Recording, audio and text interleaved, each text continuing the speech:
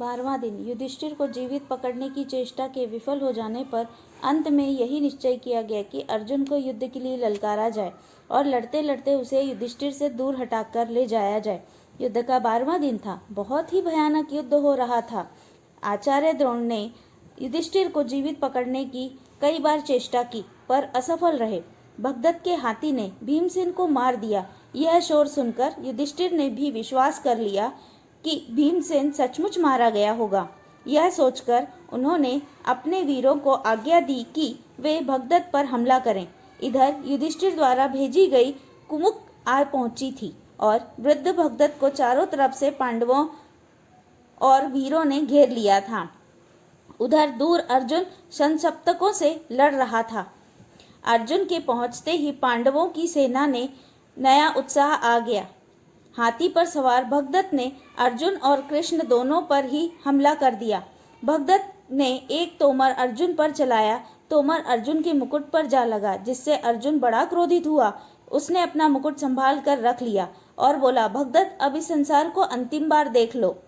यह कहते ही अर्जुन ने अपना गांडीव तान लिया। अर्जुन द्वारा छोड़े गए बाणों से भगदत्त का धनुष टूट गया।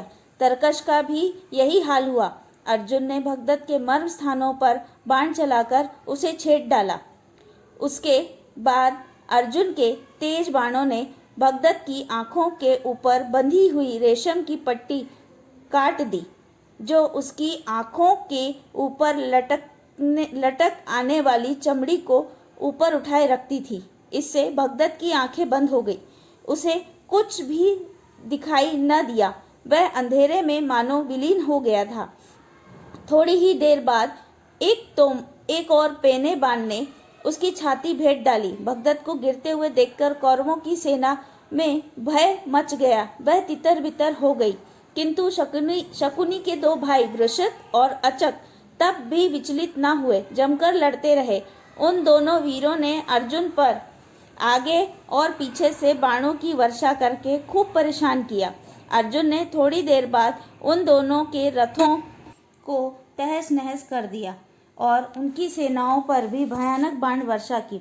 सिंह शिशुओं के समान वे दोनों भाई अर्जुन के बाणों से घायल होकर गिर पड़े और मृत्यु को प्राप्त हुए।